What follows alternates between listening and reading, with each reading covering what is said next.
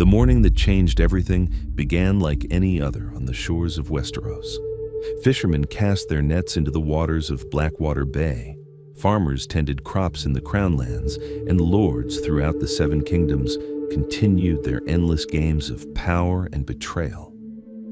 None of them knew that history itself was about to pivot on this single day, that 3 dragons were descending from the sky to reshape an entire continent, that a dynasty was being born that would endure for 300 years before collapsing into fire and blood just as it had risen. Aegon Targaryen stood on the deck of his ship as the coast emerged from the morning mist, a man of 27 years, carrying the weight of Valyria's last Dragonlord family on his shoulders. Behind him, Dragonstone rose from the sea like a monument to everything his house had survived, a fortress carved by ancient magic, a refuge that had saved them from the doom that consumed their homeland. Before him lay Westeros, 7 independent kingdoms locked in perpetual conflict, their kings claiming divine right, while their small folk suffered through endless wars that changed nothing, except which banner flew over the burned villages. The decision to invade had not come lightly.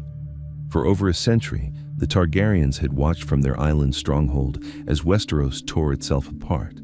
They had traded with the coastal kingdoms, hosted exiled lords, and listened to merchants' tales of the chaos plaguing the continent. They possessed 3 adult dragons, the most powerful weapons in the known world, creatures that could reduce castles to rubble and armies to ash. Yet, Aegon's forebears had been content to rule their island, to preserve their Valyrian heritage in isolation, to maintain their dragons without using them to carve out an empire. What changed Aegon's mind remains one of history's persistent mysteries. Some maesters claim he received prophetic visions like his ancestor Dennis the Dreamer, foreseeing a great darkness that would descend from the north, a threat that could only be confronted by a unified Westeros. Others suggest more practical motivations, the ambition that burns in the hearts of all conquerors, the desire to transform from a minor lord on a rocky island into a king whose name would echo through the ages. Perhaps it was both, as great historical movements often spring from a combination of genuine belief and personal ambition that become impossible to separate.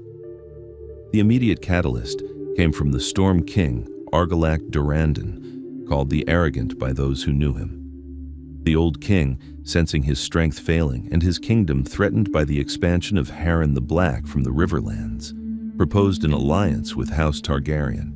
He offered his daughter in marriage, along with substantial lands along the coast, in exchange for military support against his enemies. But the offer came with an insult, whether intended or not.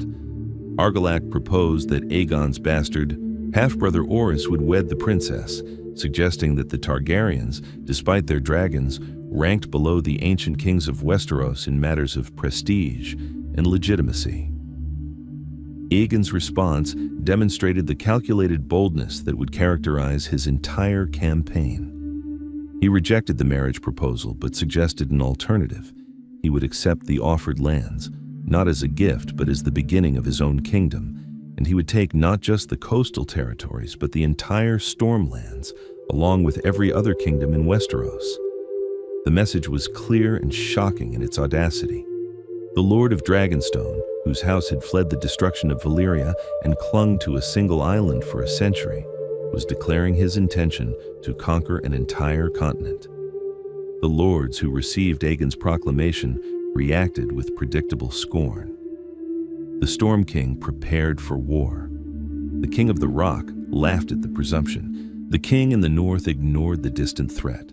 They had no framework for understanding what was about to happen, because nothing in Westerosi history prepared them for the arrival of dragons. The creatures existed in their legends and ancient histories, but living memory contained no battles against flying monsters that breathed fire hot enough to melt stone. The tactical and strategic calculations that had governed Westerosi warfare for thousands of years were about to become obsolete, and the kings preparing to face Aegon had no idea how fundamentally the rules of war had changed.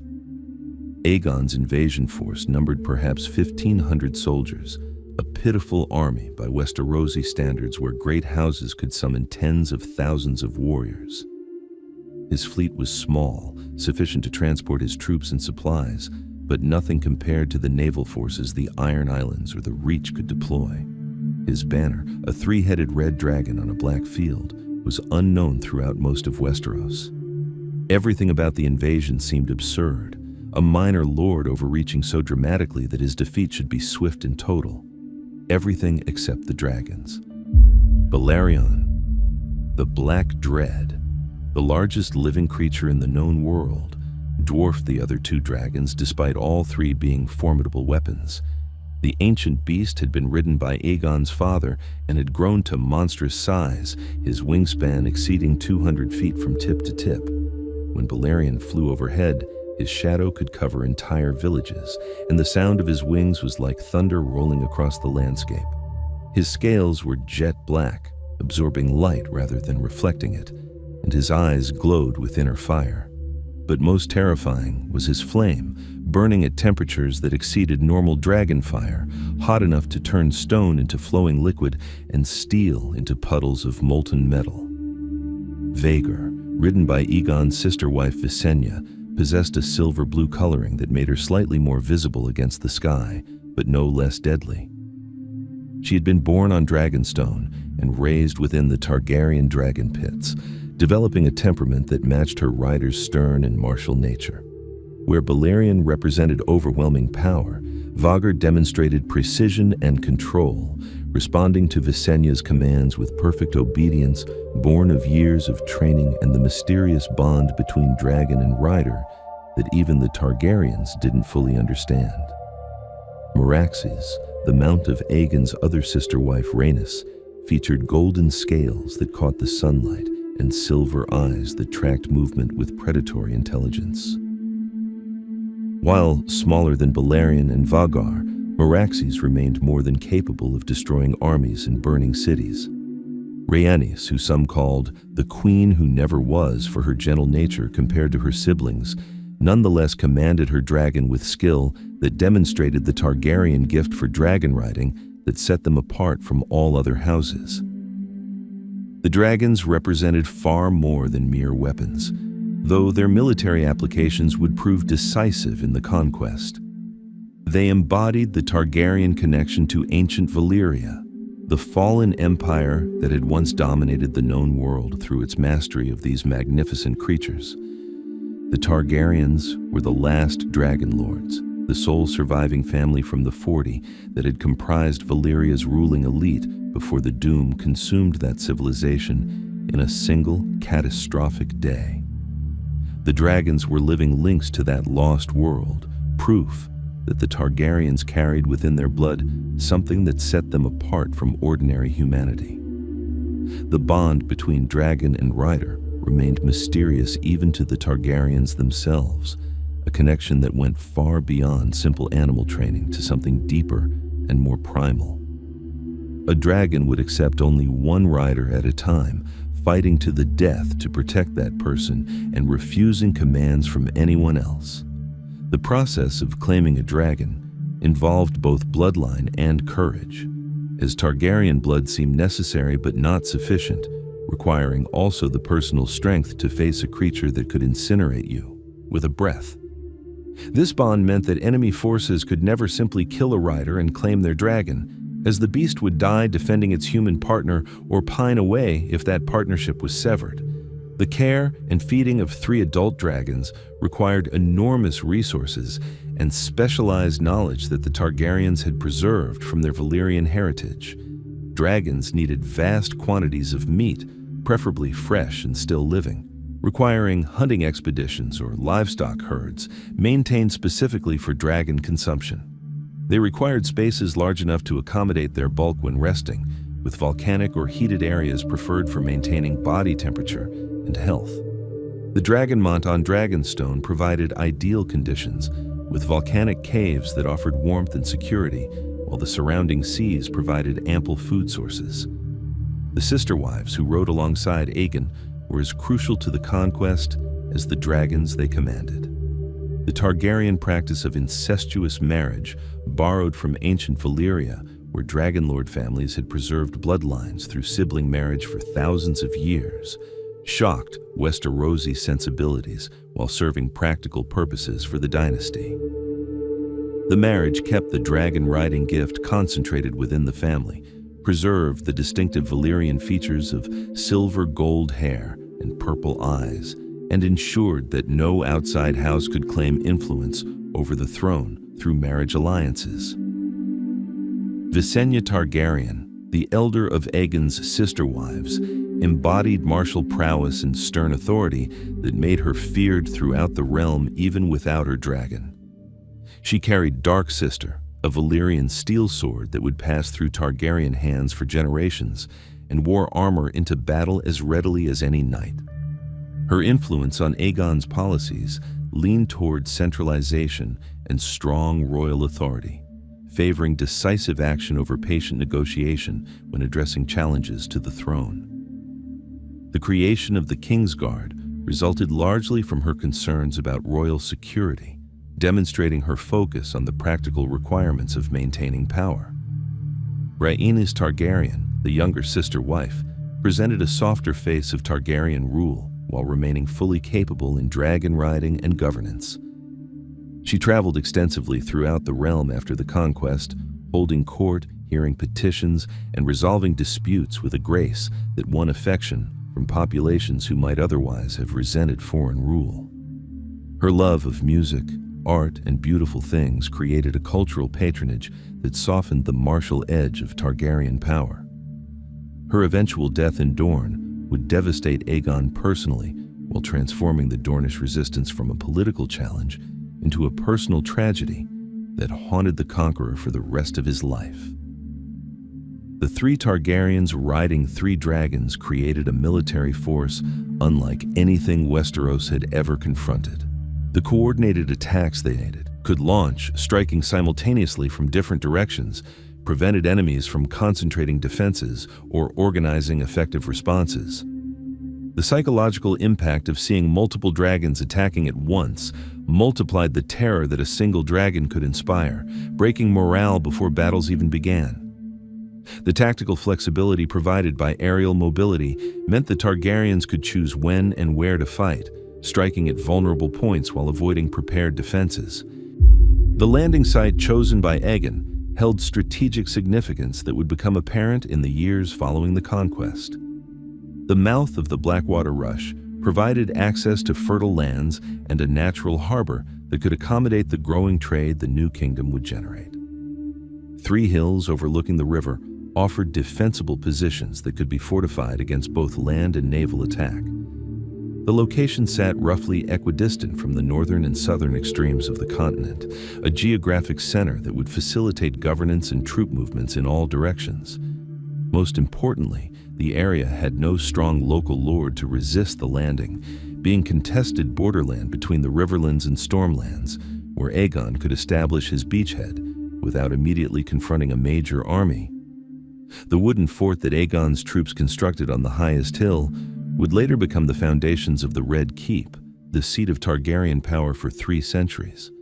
The crude palisades and earthwork defenses bore no resemblance to the magnificent castle that would eventually rise there, but they served their immediate purpose of providing a secure base from which the conquest could be launched.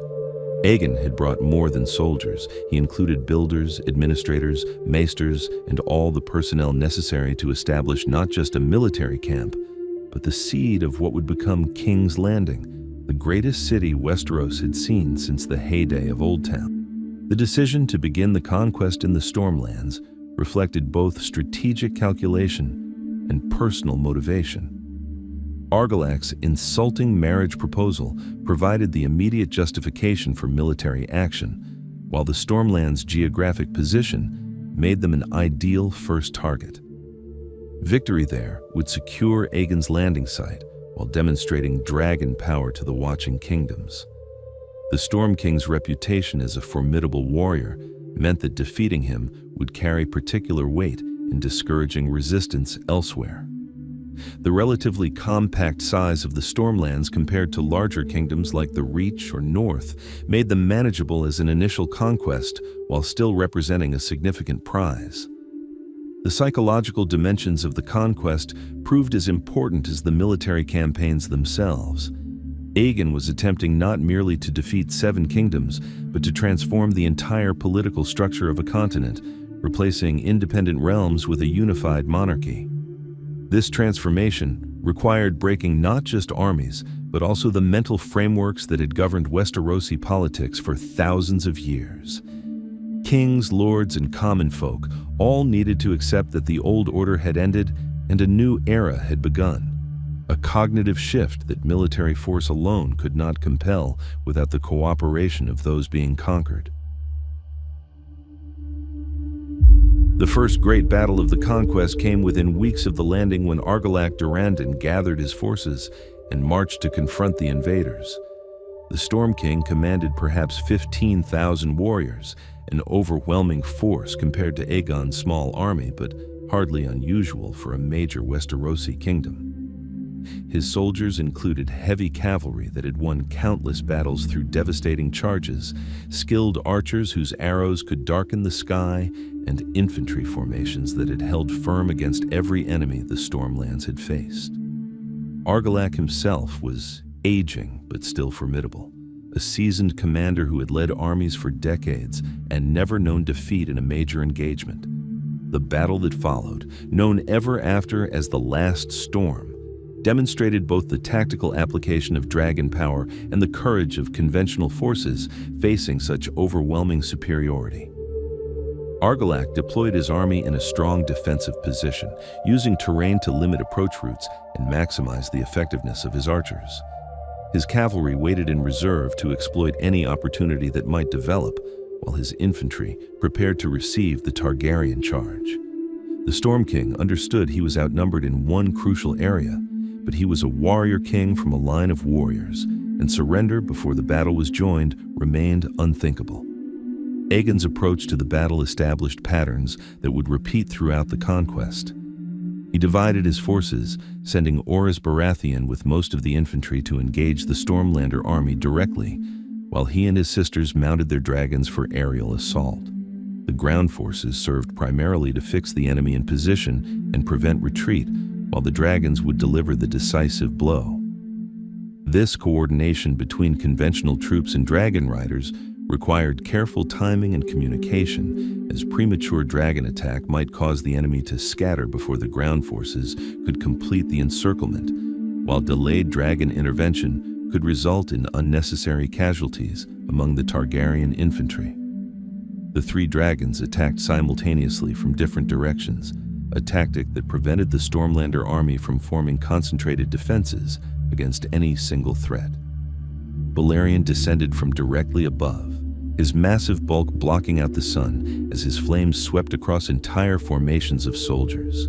Men in plate armor found themselves being cooked inside metal that had become ovens, while wooden shields burst into flame and spread fire through tightly packed ranks. The psychological impact matched the physical destruction, as soldiers trained for conventional warfare confronted a nightmare scenario their experience and courage could not overcome. Vhagar and Meraxes swept the flanks, targeting the cavalry reserves that might have escaped or regrouped. The horses panicked at the sight and smell of dragons, throwing riders and trampling infantry in their terror. The carefully prepared defensive positions became death traps, as soldiers discovered they could neither advance toward safety nor retreat from the flames. The smoke and ash generated by burning men and equipment reduced visibility to near zero, creating chaos that spread throughout the army as unit cohesion collapsed and individual survival became the only consideration. Argilac Durrandon died as a warrior king should, leading a final desperate charge toward Orys Baratheon in hopes that killing the Targaryen commander might somehow salvage victory from catastrophe. The old king fought with the skill and ferocity that had made him legendary throughout Westeros, cutting down multiple opponents before Orys finally struck him down in single combat. The Storm King's death eliminated any remaining organized resistance, though scattered bands of Stormlander soldiers continued fighting until they were overwhelmed or driven into flight. The last storm had lasted less than a day, but it announced to every kingdom in Westeros that the rules of warfare had fundamentally changed. Aegon's treatment of the defeated Stormlands established important precedents for his approach to conquest and governance. Rather than installing his own family as rulers or placing the territory under direct royal administration, he elevated Orys Baratheon to be Lord of Storm's End and Lord Paramount of the Stormlands. Orys would marry Argilac's daughter, uniting the old bloodline with the new regime, and adopt the Durrandon stag as his sigil and Ours is the Fury as his housewords. This arrangement preserved continuity with the past while ensuring loyalty through blood ties to House Targaryen. The Stormlander lords would be governed by someone with legitimate connections to their old ruling house, not by a foreign conqueror, which eased the transition and reduced resistance. The elevation of Orys demonstrated another crucial aspect of Aegon's conquest. He rewarded those who served him loyally with lands, titles, and power that transformed them from minor figures into great lords. This practice created powerful incentives for ambitious men throughout Westeros to support the Targaryen cause, as the rewards for service far exceeded anything they could achieve under the existing order.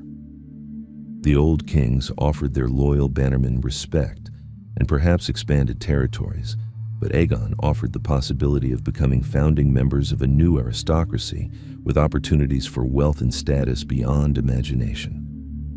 News of the last storm spread throughout Westeros with the speed that catastrophic events always generate, carried by fleeing soldiers, traveling merchants, and ravens dispatched by maesters determined to document the historic upheaval. The reaction varied by kingdom, reflecting different calculations of risk, opportunity, and honor. Some saw the writing on the wall and began considering how best to accommodate themselves to the new reality. Others doubled down on resistance, viewing the fall of one kingdom as a rallying cry for united opposition. Still others watched and waited, hoping to see which way the wind would blow before committing to any course of action. The greatest immediate threat to Aegon's conquest came not from a single kingdom, but from an alliance between two of Westeros's most powerful realms. King Mern, the ninth of House Gardener, ruling the Reach from Highgarden, commanded the continent's most populous kingdom with armies that could dwarf any other force except perhaps the North. His territories produced abundant food, his treasury overflowed with gold, and his knights were legendary throughout Westeros for their skill and chivalry. King Loren I of House Lannister, ruling the Westerlands from Casterly Rock, commanded similar resources and a fierce warrior tradition that had defended his kingdom against every threat for thousands of years. The alliance made strategic sense. Neither kingdom could afford to let the Targaryens consolidate their hold on the Stormlands before moving against other targets. United, the Reach and Westerlands could field an army larger than anything Westeros had seen since the Age of Heroes, a force so massive that even dragons might be overwhelmed by sheer numbers. The plan called for the two armies to unite south of the Blackwater, then march on Aegon's landing site before he could fully establish his position. If executed properly, the combined assault would end the invasion within months and send a clear message that Westeros would not submit to foreign conquerors regardless of their advantages. The army that gathered represented the largest military force assembled in Westerosi history up to that point. King Mern commanded approximately 55,000 soldiers from the Reach, including the legendary Knights of Highgarden, who had never known defeat in living memory. Every great house of the Reach contributed their full strength, bringing mounted knights in shining armor, experienced men-at-arms, and countless peasant levies equipped with spears and crude weapons, but possessed of courage and loyalty to their lords. The host stretched for miles when on the march, its supply train alone larger than many armies, a mobile city moving across the landscape. King Loren brought perhaps 30,000 soldiers from the Westerlands, slightly fewer than the Reach contribution, but including some of the realm's most feared warriors. Lannister Gold had purchased the finest equipment available, from Valyrian steel swords held by the wealthiest knights to quality armor and weapons for common soldiers that exceeded the standard equipment of most armies. The Westerlands forces emphasized discipline and training, creating professional soldiers rather than relying primarily on feudal levies that might break under pressure. The combination of reach numbers and Westerlands quality created an army that should have been unstoppable by any conventional measure. The armies met at a location that would forever after be known as the Field of Fire, fertile plains south of the Blackwater where grass grew thick and rivers provided abundant water. The battlefield offered no particular advantages to either side, being relatively flat with few obstacles that might channel movement or provide defensive positions. This suited both kings' intentions perfectly, as they planned to win through the overwhelming application of superior numbers in a straightforward confrontation where their advantages would be decisive. Against any conventional enemy, the plan was sound. Against dragons, it was catastrophic. Aegon's forces at the Field of Fire numbered fewer than 10,000 soldiers, creating numerical odds of approximately 9-1 against the Targaryens. In conventional warfare, such odds would make victory virtually impossible, regardless of tactical genius or individual valor. The Allied commanders deployed their forces in standard formation, with cavalry on both flanks, infantry in the center, and archers positioned to rain arrows on approaching enemies. The sheer size of the army meant that its formations stretched across the entire battlefield, creating a front so wide that flanking maneuvers would be nearly impossible. Everything about the deployment suggested this would be a grinding battle of attrition that the Targaryens simply could not win. The three dragons changed everything. Aegon, Visenya, and Rhaenys attacked from different directions simultaneously, a coordinated assault that prevented the Allied commanders from concentrating their defenses or organizing effective responses. The timing had been planned carefully, with the dragons approaching low to avoid early detection, then rising suddenly to attack just as conventional forces engaged at ground level. The surprise was not complete, as sentries spotted the dragons approaching and commanders shouted frantic orders. But surprise was not necessary when the weapons themselves were so overwhelmingly superior to anything the defenders possessed. Balerion struck first, descending on the center of the Allied line, where the massed infantry formations provided the richest targets. The Black Dread's flames swept across hundreds of soldiers in seconds, the superheated air causing metal to melt and flesh to combust. Men wearing full plate armor, the most expensive and protective equipment available, found that their armor had become their death sentence as the metal heated beyond what human flesh could endure. They died screaming inside ovens of their own armor, while their companions watched in horror, realizing that the protection they had relied upon for years had become a liability against this unprecedented threat. The flames that killed directly represented only part of the destruction. The intense heat created winds that spread fire throughout the tightly packed formations, turning wooden shields into torches, igniting clothing and equipment, and creating smoke so thick that visibility dropped to a few feet. Soldiers who survived the initial flames found themselves trapped in an inferno with no clear path to safety, as fire spread in all directions, and the chaos prevented any organized withdrawal. The unit cohesion that had been these armies' greatest strength became a fatal weakness as soldiers pressed together in terror, spreading the flames and making themselves easier targets for subsequent dragon passes. Vhagar attacked the left flank where the Reach cavalry had been positioned, ready to sweep around and attack the Targaryen forces from the side. The horses, already nervous from the smoke and smell of burning flesh, panicked completely at the sight and sound of the dragon descending upon them.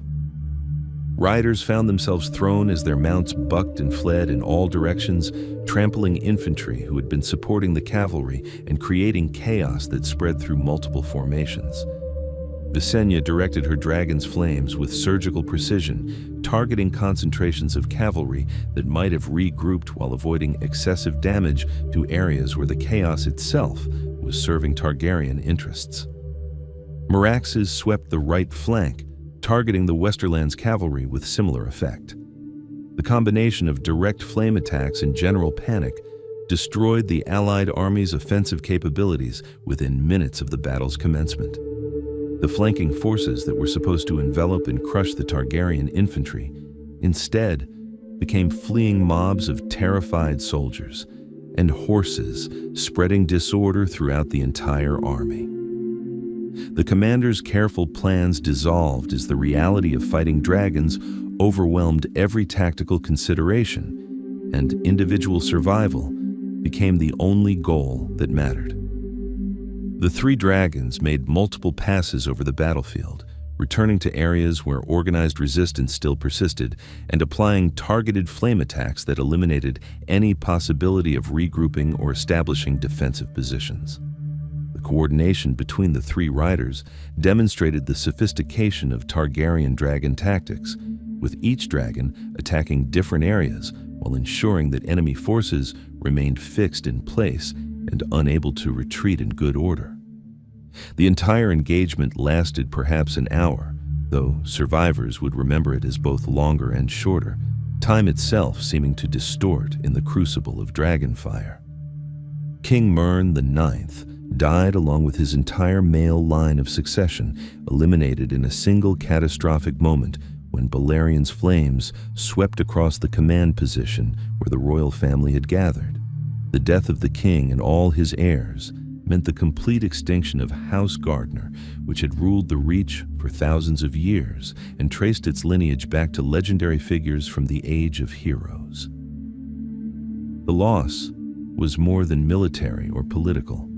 It represented the end of an entire dynasty, a bloodline that had seemed eternal suddenly snuffed out in dragonflame. The death toll at the Field of Fire remains disputed by different historical sources, with estimates ranging from 30,000 to over 50,000 casualties. The divergence in numbers reflects both the chaos that prevented accurate counting and the propaganda value of either emphasizing or minimizing the catastrophe, depending on the chronicler's perspective. What cannot be disputed is that the Allied armies ceased to exist as coherent military forces, with survivors either killed in the battle itself or fleeing in all directions while abandoning equipment, supplies, and any semblance of military organization. The plains that had been green with grass became black with ash, and the rivers ran red with blood. King Lorne I survived the battle by the expedient of abandoning his armor and disguising himself as a common soldier, fleeing with thousands of others who had the good fortune or foresight to be far enough from the flames to escape. The survival of the Lannister king meant the Westerlands retained leadership that could negotiate surrender and preserve some continuity with the past, though Lorne's authority had been permanently diminished by the catastrophic defeat and his unkingy escape. The psychological impact of seeing their invincible armies destroyed so completely shattered whatever confidence the Westerosi kingdoms had maintained after the fall of the Stormlands. The aftermath of the Field of Fire forced difficult decisions on the surviving leadership of the defeated kingdoms. The complete destruction of two armies that together had outnumbered the Targaryen forces 9-1 demonstrated beyond any doubt that conventional military resistance was futile. No combination of numbers, tactical skill, or courage could overcome the absolute superiority that dragons provided in open battle. The question facing every king and lord throughout Westeros became not whether they could defeat Aegon, but whether they would submit peacefully or insist on fighting battles they had no hope of winning. The Reach faced immediate crisis with the extinction of House Gardner and no clear successor to the throne. The kingdom's high lords gathered to determine who would rule, a situation complicated by the presence of Aegon's army camped nearby, and three dragons that could incinerate anyone who made the wrong decision. The choice of Harlan Tyrell as the new Lord of Highgarden and Lord Paramount of the Reach represented both practical politics and Aegon's influence. Harlan had served as steward to House Gardner, a position of significant responsibility, but not one that suggested royal pretensions. His elevation demonstrated that Aegon would reward those who submitted peacefully, even raising previously minor houses to great prominence if they proved loyal and competent. The choice of House Tyrell would prove controversial for centuries afterward, as other houses with more distinguished lineages believed they had superior claims to leadership of the Reach. House Florent in particular would nurse grievances about being passed over in favor of stewards whose blood was less distinguished, creating internal tensions that would occasionally flare into open conflict. But Aegon's decision reflected cold calculation rather than concerns about noble pedigrees. Tyrell could be relied upon for loyalty precisely because his elevation depended entirely on Targaryen support. More established houses might have maintained independent power bases, but Tyrell would always remember that Aegon had raised him from steward to Lord Paramount, creating a debt that could never be fully repaid. King Loren's submission came more reluctantly, but no less completely. The King of the Rock traveled to Aegon's camp and knelt before the Conqueror, offering his crown and his sword in surrender. But Aegon, demonstrating the political sophistication that matched his military power, returned both crown and sword, while explaining that Loren was no longer a king but a lord, and that he would continue ruling the Westerlands as Lord of Casterly Rock and Warden of the West. The distinction between king and lord might seem merely semantic, but it represented everything about the new order Aegon was creating. The old independent kingdoms would continue governing their territories, but they would do so as vassals of the Iron Throne, subject to royal authority in military matters, justice, and taxation.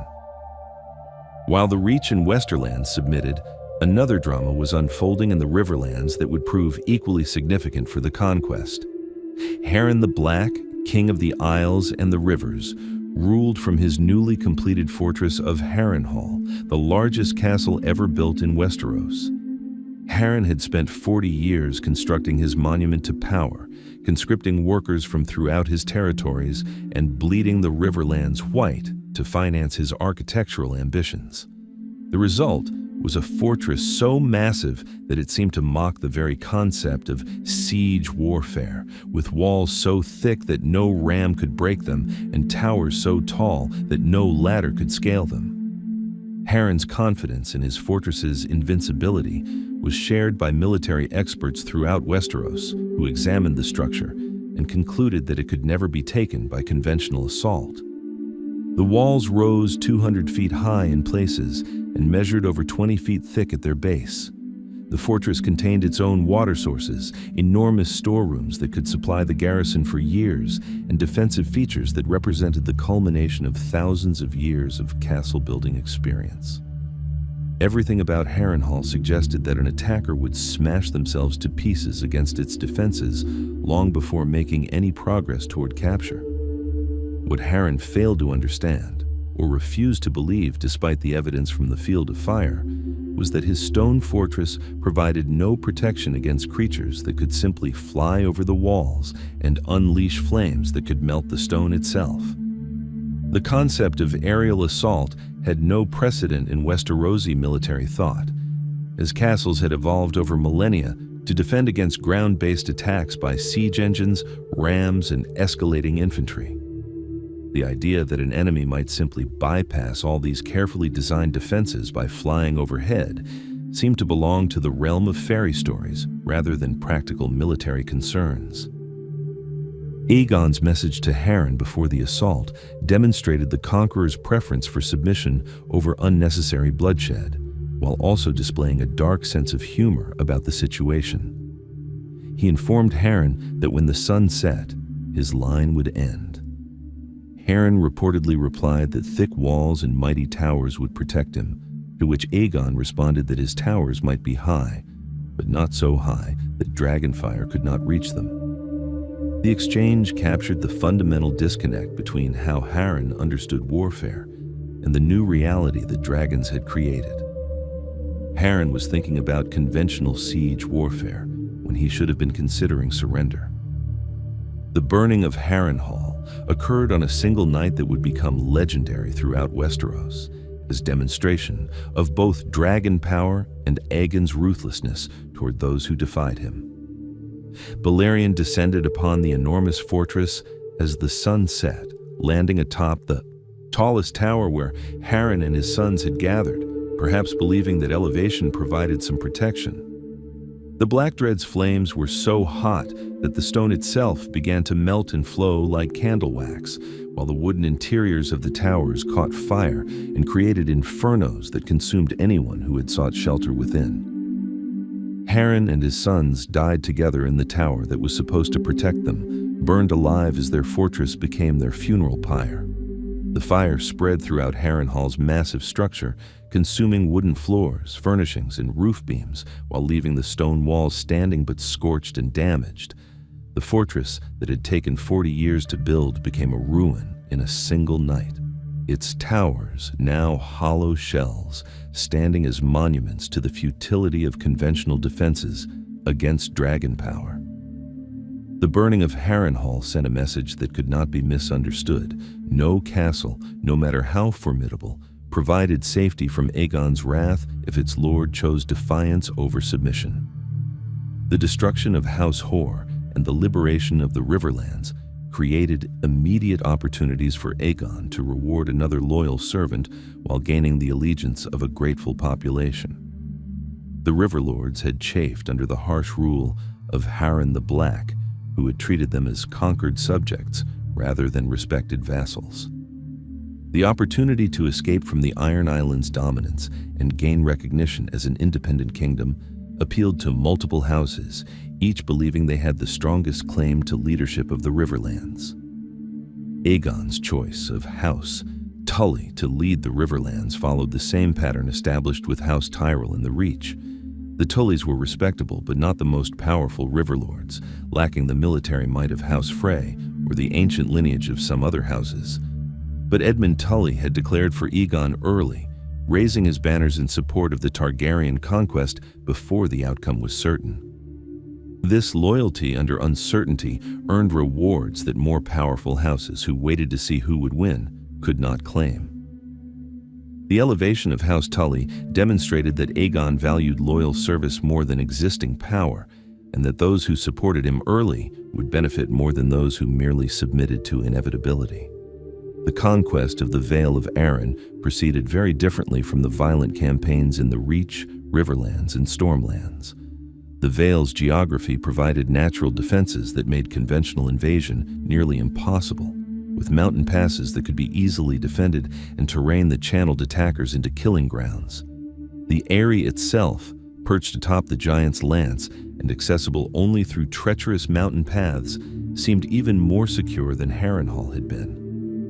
But the Vale's leadership understood what Harren had not. The dragons rendered traditional defensive advantages meaningless. Shara Arryn, the Queen Regent ruling for her young son, faced an impossible choice. She could fight, watching her knights die bravely but uselessly in battles they could not win, or she could submit peacefully and preserve her house and the Vale's population. The decision was made easier by Aegon's generous terms, which allowed the Arryns to retain their titles, lands, and significant autonomy in exchange for acknowledging Targaryen supremacy. Shara reportedly attempted to negotiate a marriage alliance, offering herself and her son to Aegon's family, but these proposals were rejected as the Targaryens preferred to keep their bloodline relatively pure through marriage between the siblings. The Vale's peaceful submission provided Aegon with a powerful eastern kingdom without the need for destructive military campaigns that would have weakened the very territories he sought to rule. The Vale's knights, renowned throughout Westeros for their martial prowess, would become valuable assets of the new realm rather than enemies who had to be destroyed. The resources that would have been consumed in a lengthy campaign could be redirected toward other objectives, demonstrating that Aegon's conquest involved more than just military force, but also sophisticated political calculations about when to fight and when to accept peaceful submission. The conquest of the North represented Aegon's greatest diplomatic triumph and established patterns that would influence the relationship between the Targaryen monarchy and the North for 3 centuries. Torrhen Stark, the king in the North, marched south with an army of 30,000 Northmen, intending to reinforce the Riverlands and prevent further Targaryen expansion. But as he marched, messengers brought news of the field of fire and the fates of kingdoms that had chosen to fight. By the time Torrhen's army reached the Trident, the strategic situation had completely changed, and the king in the north faced a decision that would define his legacy. The decision to submit without fighting earned Torrhen the nickname the King Who Knelt, from some who viewed his choice as cowardice or betrayal of northern independence. But others, perhaps with greater wisdom, recognized that Torrhen had chosen the survival and prosperity of his people over his own pride. The alternative would have been leading 30,000 Northmen to die in battles they could not win against enemies they had no way to effectively engage. The deaths would have accomplished nothing except satisfying honor codes that meant little to families who would lose fathers, sons, and brothers in a futile resistance. The moment when Torrhen Stark knelt before Aegon Targaryen at the southern bank of the Trident became one of the Conquest's most significant scenes, witnessed by thousands of soldiers from both armies. The king in the north removed his crown of winter, a simple circlet of iron and bronze, and laid it at Aegon's feet while swearing oaths of fealty that transformed him from independent monarch to warden of the north. Aegon, demonstrating the same political acumen he had shown with other submitted kingdoms, returned the crown while making clear that Torrhen ruled not by right of conquest, but through Targaryen grant, a subtle but important distinction that preserved northern dignity while establishing clear lines of authority. Torrhen's submission established an important precedent for the relationship between the North and the Iron Throne. The Northmen would acknowledge the Targaryens as overlords and provide military support when called upon, but they retained significant autonomy in managing their internal affairs. The cultural differences between the North and the Southern kingdoms, including their worship of the old gods rather than the Seven, their different legal traditions, and their harsh climate that required different agricultural and social practices, meant that direct royal governance would have been difficult and probably counterproductive. The arrangement that developed allowed the North to remain distinctively northern while contributing to the broader realm's strength. The North's peaceful integration into the unified realm proved enormously beneficial for both parties. Aegon gained control of vast territories stretching from the neck to the wall, adding significantly to the realm's geographic extent and military manpower. The North gained protection from southern aggression and access to trade networks that connected them with wealthier, more developed regions. The relationship that developed, while not without tensions, demonstrated that Aegon's conquest could create genuine mutual benefits, rather than merely extracting tribute from unwilling subjects. The practicalities of governing the North required accommodations that reflected its unique character. The distance from King's Landing to Winterfell, measured in weeks of difficult travel, meant that direct royal supervision would be impossible even if desired. The cultural distinctiveness of the Northmen, shaped by thousands of years of relative isolation and environmental conditions unlike anywhere else in Westeros, meant that southern customs and laws would need adaptation or outright replacement. The decision to allow the North substantial autonomy reflected both practical necessity and political wisdom, creating a model for regional governance that would be replicated in other kingdoms. The political restructuring that followed the Field of Fire required careful management to transform military victory into stable governance. The Reach and Westerlands together comprised perhaps half of Westeros's population and wealth, making their incorporation into the unified realm essential for Aegon's larger objectives. The choices made during this critical period would shape relationships between crown and nobility for generations, establishing patterns of authority and autonomy that defined the Targaryen political system.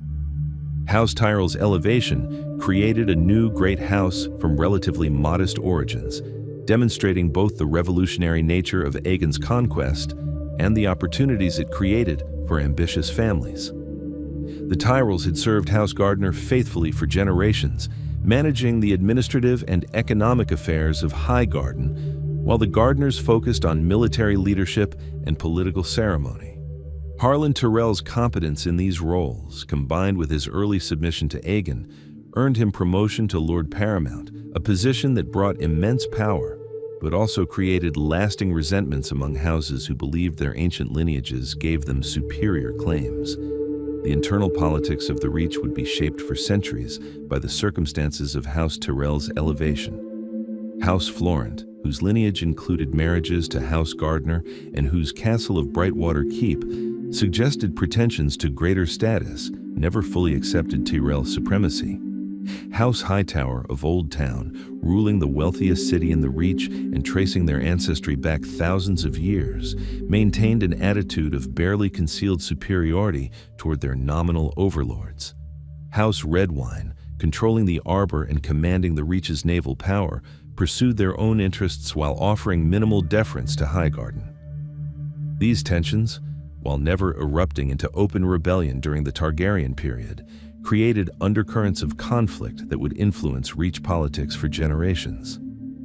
King Lorne's transformation into Lord Lorne represented a very different model of integration compared to the Reach. House Lannister retained their ancestral seat at Casterly Rock and their traditional role as leaders of the Westerlands, losing only their royal title and independent foreign policy.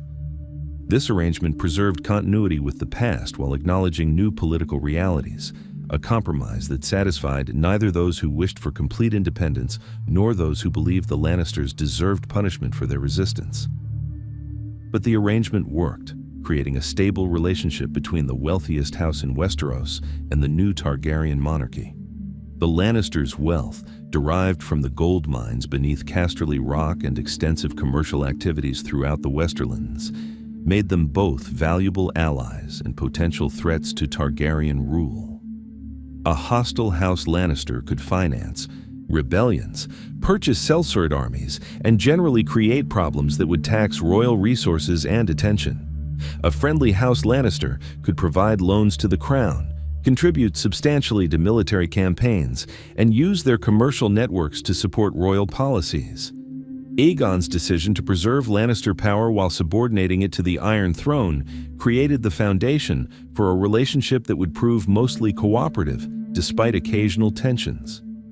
The marriage alliances that developed in the years following the Conquest helped cement the new political order while creating networks of kinship that tied great houses to each other and to the throne. The Targaryens themselves maintained their practice of sibling marriage, but they encouraged marriage alliances among their principal vassals that created webs of blood relationships serving to reduce the likelihood of coordinated resistance. A lord whose daughter had married into another great house, whose sister served as a lady-in-waiting to the queen, and whose son had fostered at court developed multiple ties to the existing order that made rebellion less attractive regardless of grievances. The integration of former royal families into the new nobility required psychological adjustments that proved difficult for many. Men and women who had grown up expecting to rule independent kingdoms found themselves reduced to the status of great lords subject to a foreign dynasty. The loss of royal prerogatives, including the right to make war and peace, coin money, and dispense high justice without royal oversight, represented real diminishment of power, even if day-to-day governance of their territories remained largely unchanged. The generational transition from those who had ruled as kings to their children who grew up as lords proved easier than might have been expected, demonstrating the human capacity to adapt to new circumstances when survival and prosperity require it. Dorne alone among the Seven Kingdoms successfully resisted Aegon's conquest, employing strategies that neutralized dragon superiority while avoiding the pitched battles that had proven so catastrophic for other kingdoms. The Dornish understood that they could not defeat dragons in open combat, so they refused to provide targets valuable enough to justify dragon attacks. When Aegon's armies occupied Dornish castles, they found them abandoned, their occupants having fled into the deserts and mountains where dragons could not easily pursue them. Dornish raiders struck supply lines and isolated garrisons, inflicting steady casualties while avoiding direct confrontation with main Targaryen forces. The guerrilla warfare that characterized Dornish resistance demonstrated sophistication in both strategy and execution. The Dornish lords coordinated their actions despite being scattered across a kingdom that had famously never been unified under a single ruler during its entire history. The sandy wastes that made up much of Dorne provided defensive advantages, as dragons flying over empty desert wasted time and energy while Dornish forces could hide in caves, oases, and mountain valleys until the dragons departed.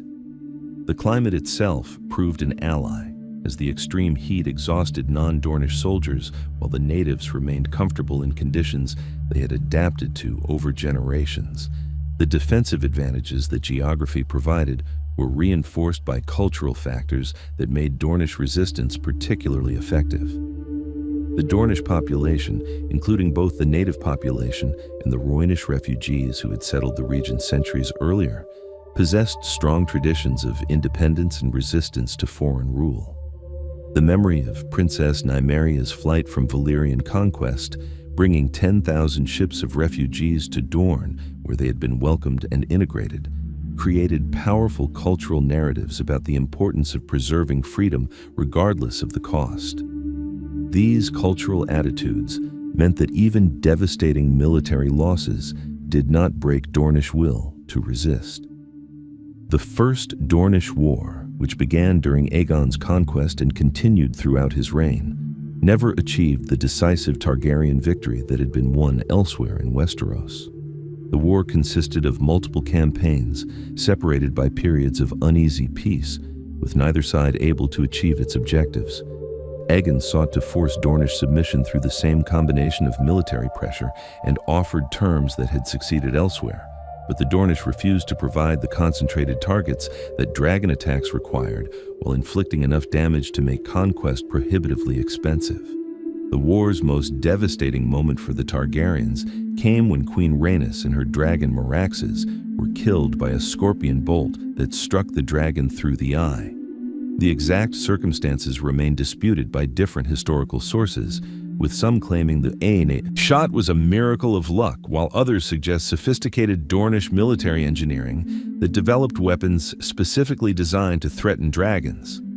The scorpion, a large crossbow-like weapon capable of launching massive bolts with enough force to pierce dragon scales, had been used by other kingdoms, but never with such devastating effect.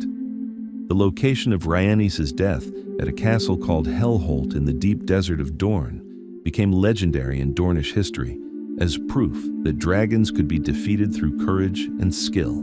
The bolt that killed Meraxes struck the dragon's eye as she flew overhead, penetrating through to the brain and killing the beast instantly. Rhaenys, who some accounts say survived the dragon's fall only to die from her injuries, became a martyr figure in both Targaryen and Dornish narratives, representing both the costs of war and the possibility of resistance succeeding against overwhelming odds. The death of Rhaenys transformed Aegon personally and politically, changing his approach to the Dornish war from attempted conquest to something darker and more vengeful.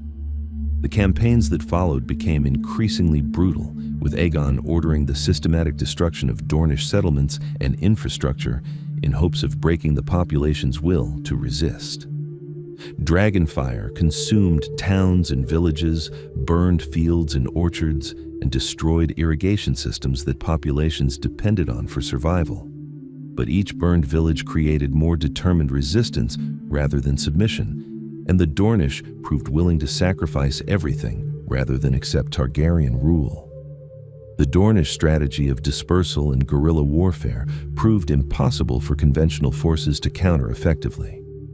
When Targaryen armies advanced into Dornish territory, they found empty castles and deserted villages, with populations having fled into mountains and deserts where supply lines could not easily reach. The soldiers who remained to garrison conquered fortifications found themselves under constant harassment from raiders who struck at night, poisoned water supplies, and generally made occupation untenable.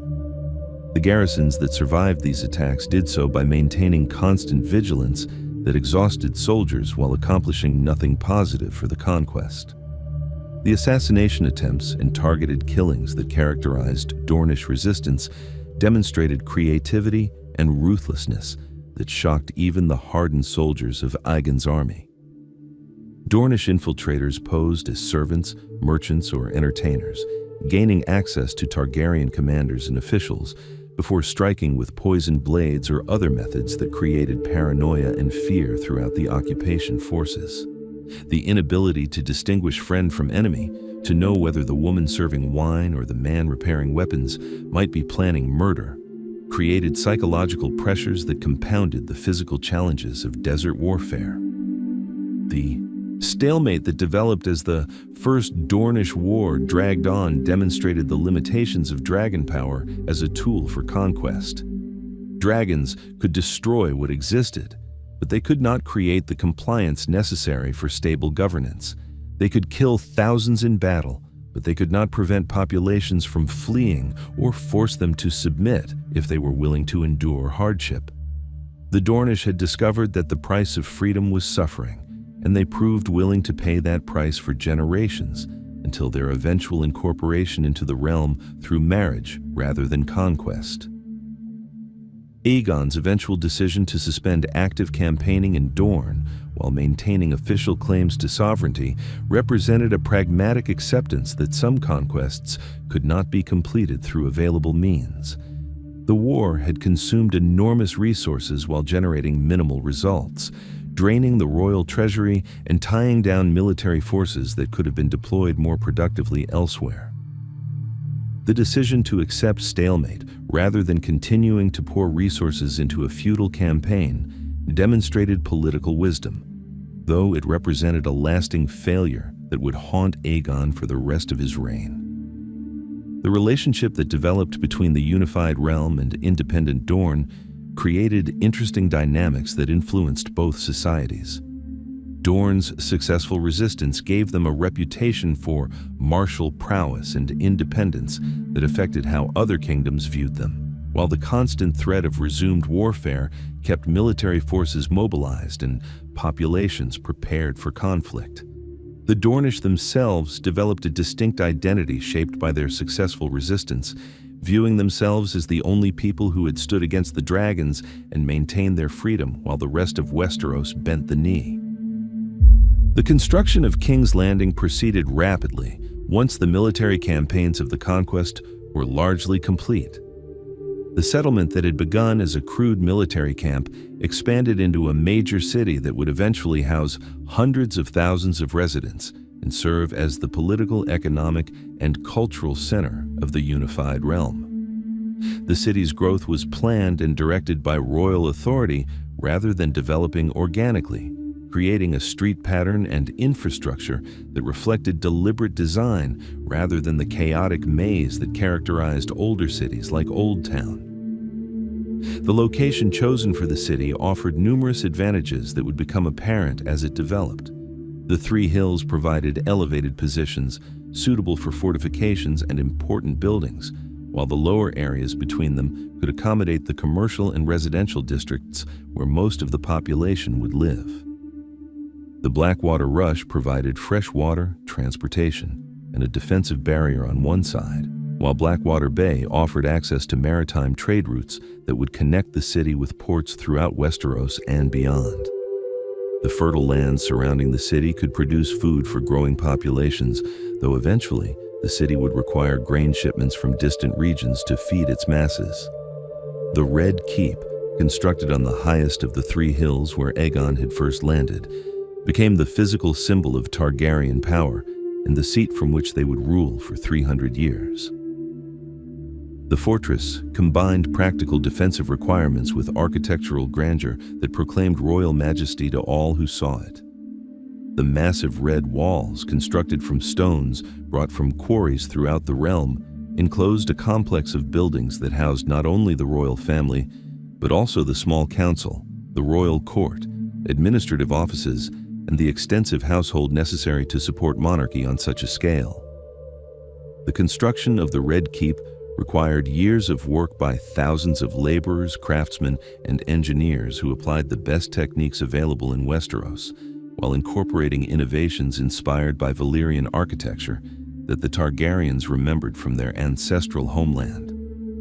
The fortress's design emphasized strength and permanence, with walls thick enough to withstand siege engines and towers positioned to provide overlapping fields of fire against any attacker. But the design also incorporated aesthetic considerations that made the Red Keep beautiful as well as functional, with graceful arches, sculpted decorations, and carefully planned proportions that created visual harmony. The throne room, designed to house the Iron Throne, reflected the martial character of the Targaryen conquest while providing appropriate settings for the ceremonies and audiences that would consume much of royal time. The room's sheer size, capable of accommodating hundreds of courtiers and petitioners, demonstrated both royal power and the administrative requirements of governing a realm as vast as the Seven Kingdoms. The high ceilings and dramatic lighting created atmosphere that combined grandeur with subtle intimidation, reminding all who entered that they stood in the presence of absolute authority backed by dragonfire. The Iron Throne itself became the most iconic symbol of Aegon's conquest and his approach to kingship. Forged from the thousand swords of defeated enemies, melted together using Balerion's dragonfire, the throne represented both military victory and the transformation of weapons of war into symbols of legitimate authority. The throne was deliberately uncomfortable, featuring sharp edges and angles that made sitting difficult, reflecting Aegon's reported belief that a king should never sit easy. The construction required weeks of work, with smiths carefully positioning individual swords before Balerion's flames melted them into a unified whole that stood taller than a man and radiated menace even when empty. The symbolism of the Iron Throne extended beyond its physical form to encompass deeper meanings about the nature of monarchy and the relationship between ruler and ruled. The throne represented the conquest's costs, forged from weapons that had been wielded by men who died resisting Targaryen rule. It embodied the principle that authority derived from power, specifically the power to defeat all rivals and compel submission from those who would otherwise resist. And it proclaimed that ruling required strength and vigilance, as the uncomfortable seat reminded each king that power demanded constant attention and could never be taken for granted. Aegon's approach to governance reflected both his military background and his sophisticated understanding of political necessity. He created the Small Council, a body of advisors responsible for different aspects of royal administration, including finance, military affairs, legal matters, and foreign relations. The council's composition drew from both old Targaryen supporters and talented individuals from the conquered kingdoms whose expertise was necessary for effective governance.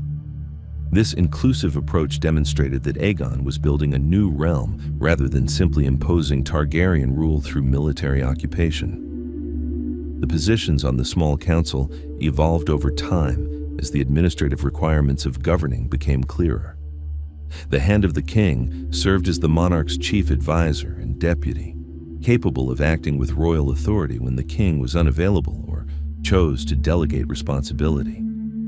The Master of Coin managed royal finances, collecting taxes, paying expenses, and generally ensuring that the crown maintained sufficient resources to fulfill its obligations. The Master of Laws oversaw the realm's judicial system, interpreting laws and resolving disputes that rose above the level of regional lords. The Master of Ships commanded the royal fleet and managed maritime affairs, including trade, piracy suppression, and naval defense. The king's laws promulgated by Aegon established legal frameworks that would influence Westerosi jurisprudence for centuries.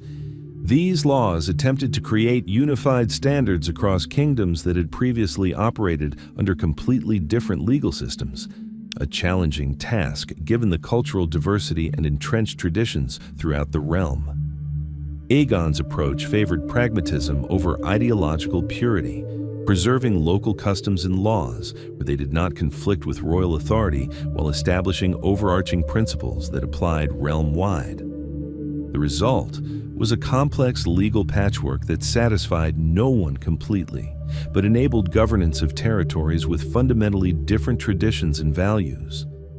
The relationship between the crown and the faith of the Seven required careful management, as the dominant religion throughout most of Westeros, held significant influence over popular opinion and traditional legitimacy. The faith's initial response to the conquest had been ambivalent, with some septons blessing Aegon's rule as divinely ordained, while others condemned the incestuous marriage between Aegon and his sisters as an abomination. Aegon's solution involved a combination of religious tolerance, generous donations to the faith's institutions, and the crown's ceremonial embrace of the Seven, while maintaining private Targaryen practices that continued Valyrian traditions. The creation of the Kingsguard provided Aegon with a permanent bodyguard whose members swore oaths of service to the king and renounced all lands, titles, and family obligations that might conflict with their loyalty to the crown. The 7 knights who comprised the Kingsguard represented the elite warriors of the realm, chosen for both martial skill and demonstrated loyalty.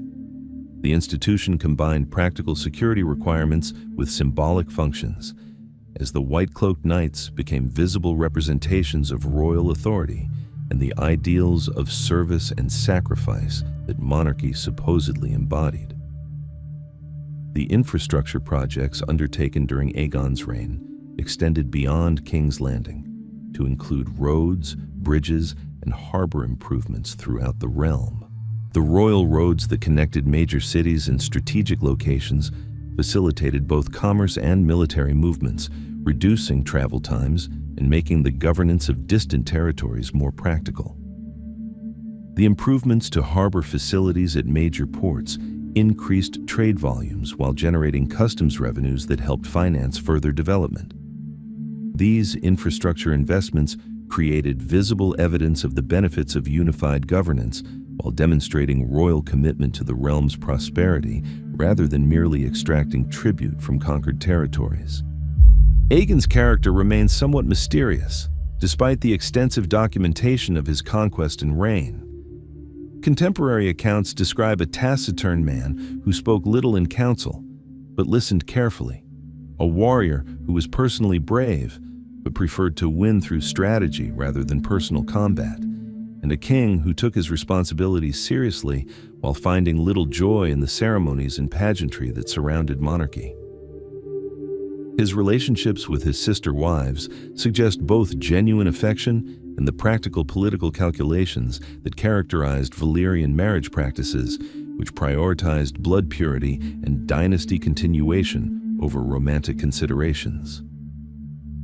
The daily routine that Aegon established as king reflected both the administrative demands of ruling and his personal preferences for substance over ceremony. He rose early to review reports from throughout the realm, spending his mornings in council meetings where policy was debated and decisions made. The afternoons were devoted to audiences where petitioners could present their grievances or requests directly to the king, a practice that Aegon maintained throughout his reign despite the time it consumed. The evenings brought dinners with visiting lords, foreign ambassadors, and other figures whose attendance served both social and political purposes. The personal side of Aegon's life, as opposed to his public role as king, remains even more obscure than his political character. He seems to have been a man of moderate appetites who neither indulged in the excesses common among the powerful nor practiced ascetic denial that might have suggested religious devotion or exceptional self-control. He enjoyed hunting and hawking, the traditional pastimes of nobility, but not with the obsessive dedication that characterized some kings. He maintained his martial skills through regular practice, but did not seek opportunities to prove himself in combat once the conquest was complete. The relationship between Aegon and his sister wives created a complicated domestic situation that outsiders struggled to understand. Rhaenys, by most accounts, was Aegon's preferred companion, sharing his bed more frequently and receiving more public attention and affection. But Visenya commanded equal respect, if less obvious warmth, and her counsel on military and security matters proved invaluable throughout the reign. The arrangement, while shocking to Westerosi sensibilities, apparently functioned well enough to avoid the jealousies and conflicts that might have destroyed a less carefully managed household. The death of Rhaenys in Dorne devastated Aegon emotionally while fundamentally altering the character of his reign. The wife, who had been his closest companion, who had shared in the triumph of conquest and the challenges of building a new realm, was gone, killed by enemies who had refused to acknowledge his authority. The loss transformed Aegon from a relatively moderate conqueror, offering generous terms to those who submitted, into a harsher figure willing to employ any means to break Dornish resistance. The change demonstrated that beneath the calculated political decisions and strategic planning existed a man capable of profound emotion and personal investment in relationships. Aegon's relationship with his son Aenys, who would eventually succeed him, revealed another dimension of his character. Aenys was a sickly child whose survival remained uncertain for years, creating anxiety about succession that dominated much of Aegon's later reign.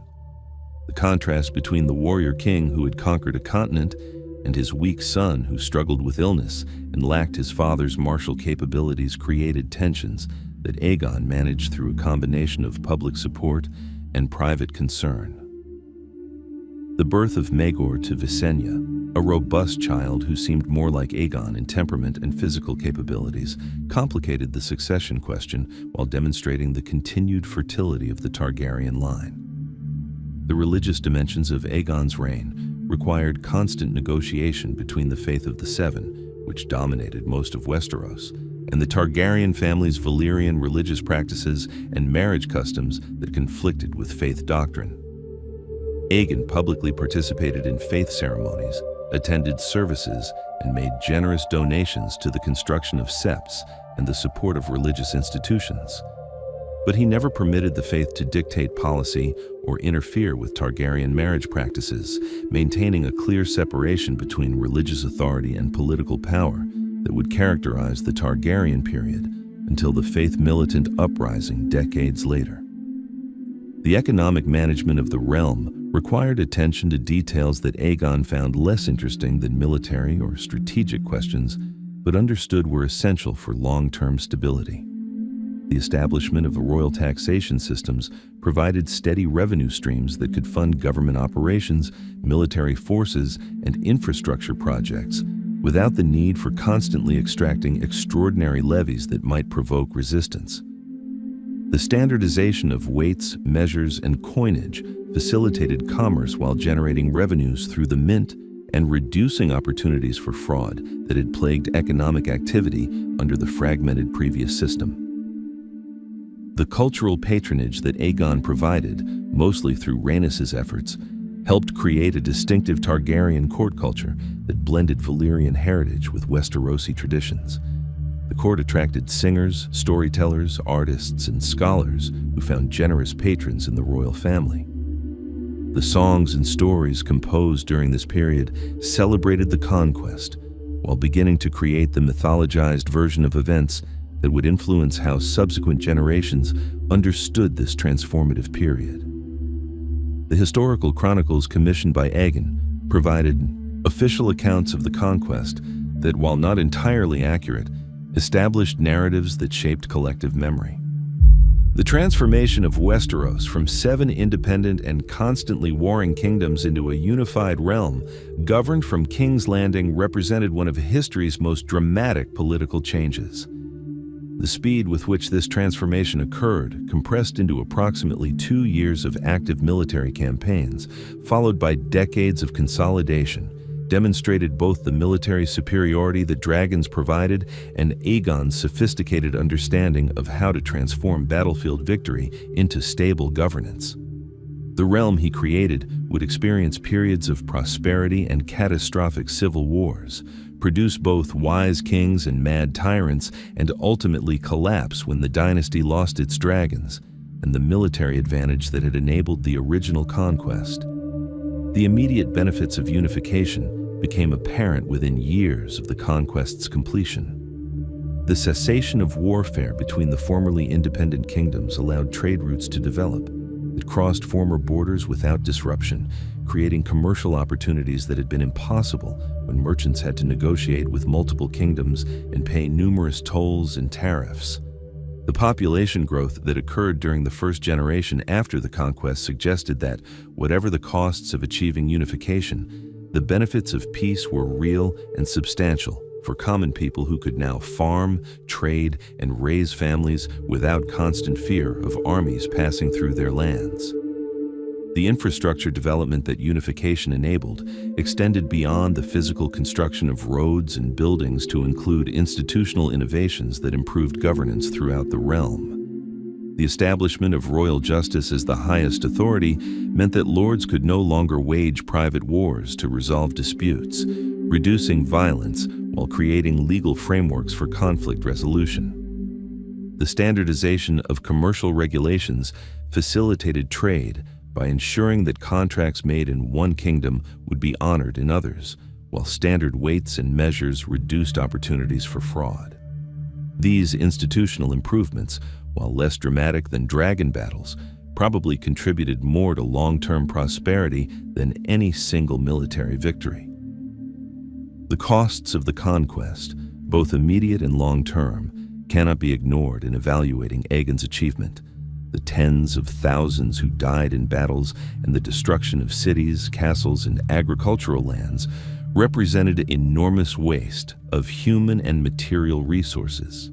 The psychological trauma of experiencing dragon attacks, the displacement of populations, and the disruption of traditional social and political structures created suffering that would persist for generations.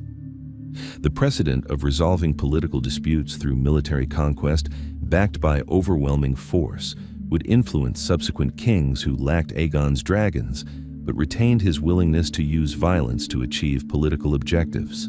The question of whether the unification was worth its costs admits no objective answer, as the evaluation depends on values and perspectives that vary between individuals and change across time. Those who benefited from the peace dividend and expanded commercial opportunities would naturally view the conquest more favorably than those who lost loved ones in the fighting or saw their traditional ways of life disrupted by new laws and customs. The lords who gained power through supporting Aegon would remember the conquest differently than those whose families lost status or were extinguished entirely. The judgment of history would be influenced by how subsequent Targaryen kings used the power that Aegon had created, whether for benevolent governance or tyrannical oppression. The relationship between the Targaryen monarchy and Dorne remained the most obvious failure of Aegon's conquest, a reminder that even dragon power had its limits when confronted with populations willing to endure extraordinary hardship to maintain independence. The First Dornish War would continue throughout Aegon's reign without achieving the subjugation he sought, eventually transforming into a guerrilla conflict that consumed resources while generating few results. The eventual incorporation of Dorne through marriage during the reign of Daeron II, nearly 2 centuries after Aegon's conquest, vindicated the Dornish strategy while demonstrating that different paths to unification existed beyond the military force that had been successful elsewhere. The precedents established during Aegon's reign would shape Westerosi politics for centuries, creating patterns of crown nobility relations that persisted long after the specific circumstances that generated them had changed.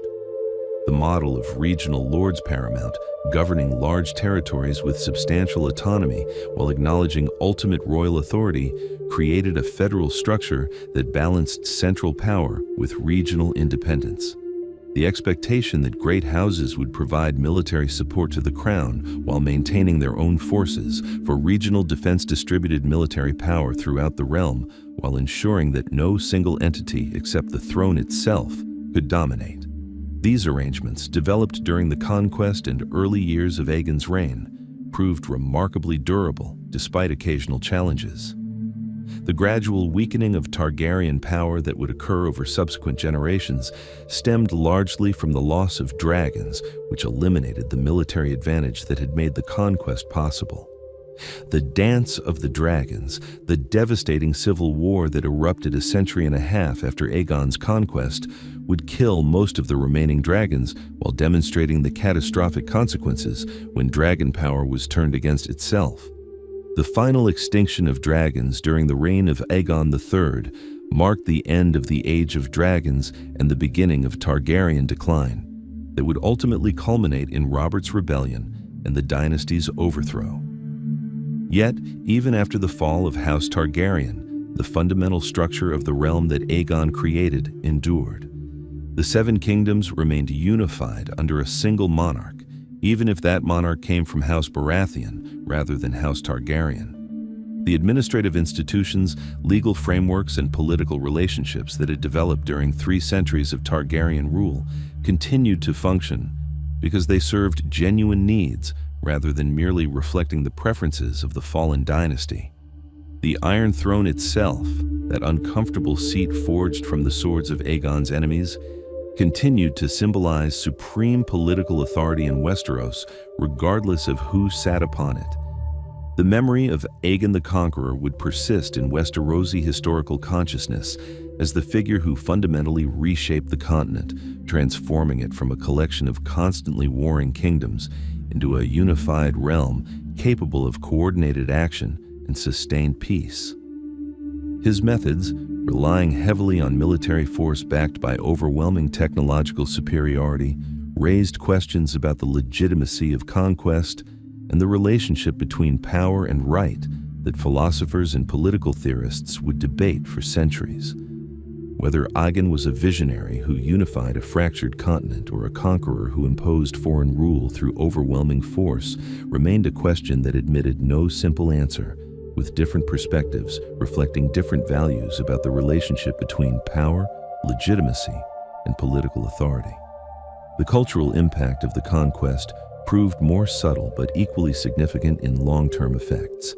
The mixing of populations as Southerners moved north and Northerners traveled south for trade, military service, or administrative positions created exposure to different customs, religions, and traditions that gradually eroded some of the provincialism that had characterized the independent kingdoms. The establishment of King's Landing as a true capital city rather than merely the seat of a regional kingdom created a cosmopolitan center where people from throughout Westeros could interact, creating shared experiences and relationships that transcended regional identities. The 3 dragons that Aegon brought to Westeros, Balerion, Vhagar, and Meraxes, became legendary creatures whose names would echo through centuries of history and song. Balerion would survive to be ridden by other kings and eventually die of old age during the reign of Jaehaerys I, the last of the great dragons that had been born in Valyria before the Doom. Vhagar would survive even longer, growing to rival Balerion's size and being ridden by multiple members of House Targaryen before finally dying during the Dance of the Dragons more than 150 years after the conquest. Meraxes' death in Dorne during the First Dornish War demonstrated that even dragons were not invulnerable, a lesson that would be forgotten and relearned multiple times during the dynasty's reign. The story of Aegon's conquest thus becomes a meditation on the nature of power, legitimacy, and political transformation. It raises questions about whether profound political change can be achieved through military force alone, or whether lasting transformation requires something more, something that addresses the needs and desires of populations rather than merely compelling their obedience through fear. It asks whether the benefits of unified governance justified the costs of achieving that unity through violence and destruction.